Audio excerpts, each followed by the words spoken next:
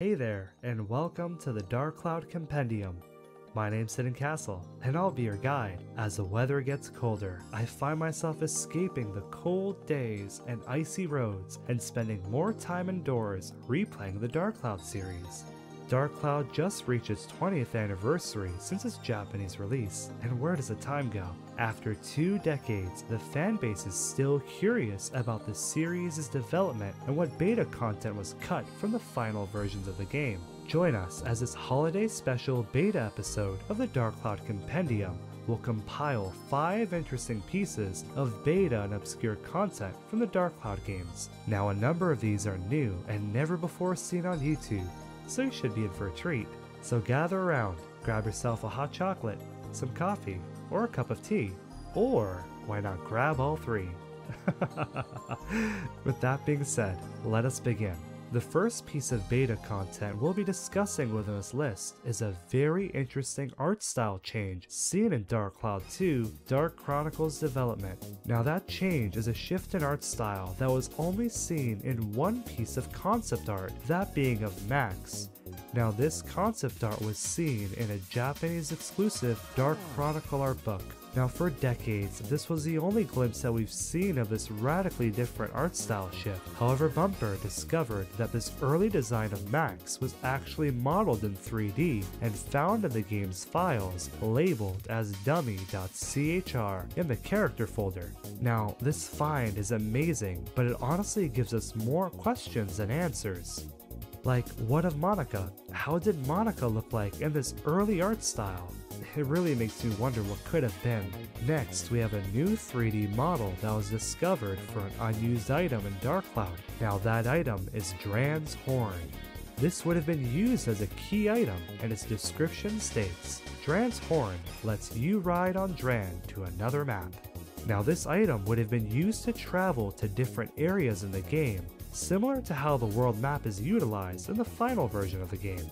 Thematically, this is interesting, as it's yet another instance of sound or music being able to control beasts within the Dark Cloud series, as in Dark Cloud 1, the strange sounds of the odd flute could summon the killer snake, and in Dark Cloud 2, the Shigura are manipulated and mystified by Dr. Jammings. Now if you read the item's description, that being Dran's Horn lets you ride on Dran to another map.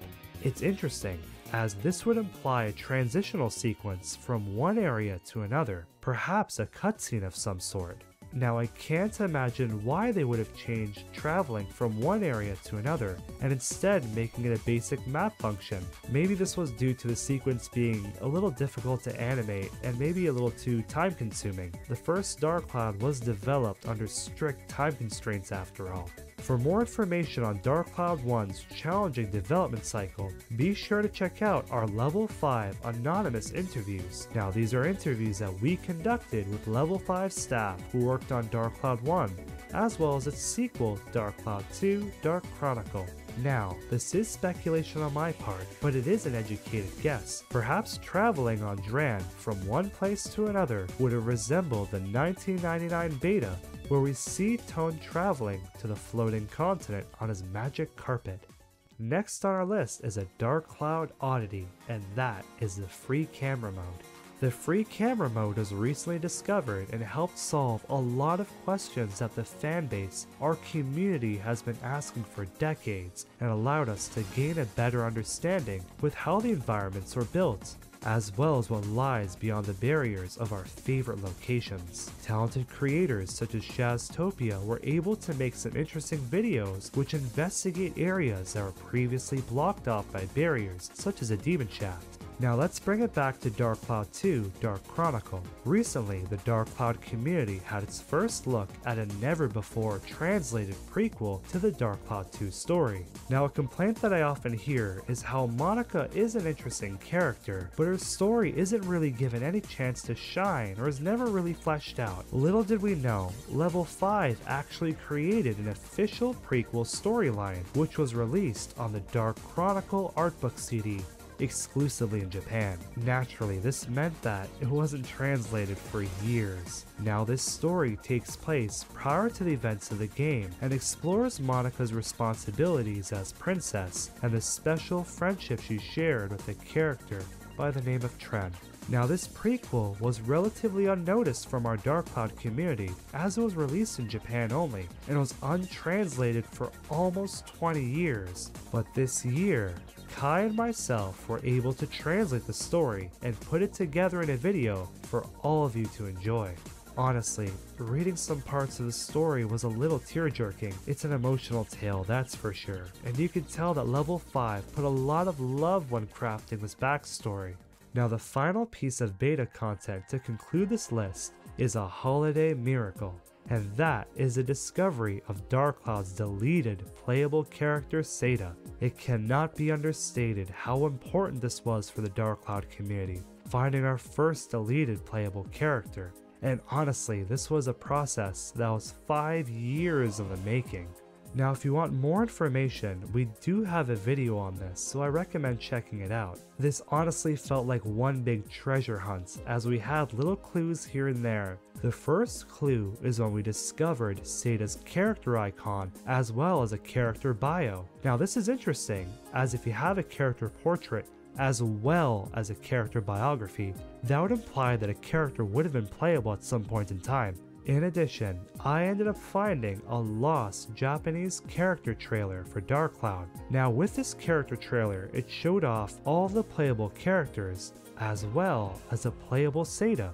What was interesting about this Seda was he carried a very large broadsword that wasn't seen anywhere in the game, as well as had a barrier around his character. Now I was curious and decided to reach out to some of my contacts that I have at level 5 who worked on Dark Cloud 1 as well as Dark Cloud 2, and they noted that Seda was indeed playable at one point in time.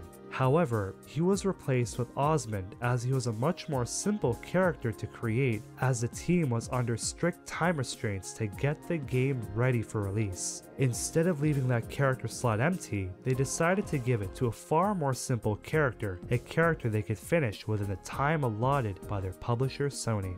The team told me that the initial plan for Seda was for him to use spells as well as swordplay, making him a much more complex playable character. Now the spells were described as buffs to power up your characters, and debuffs such as poisoning enemies, freezing to make enemies stop at their tracks, as well as goo to slime enemies and make them super slow. When I asked my sources at level 5 how far Seda came into development, they said that he was cut relatively early on and that a lot of his spells were not implemented, but if you see in this clip, we could see Seda walking with a protective barrier. Now while playable Seda is uncompleted, meaning that he lacks any attack animations, he does have a running and walking animation that's unique to this version of Seda. In addition, his character model seems much more simple in beta than the one that we see in the final version of the game.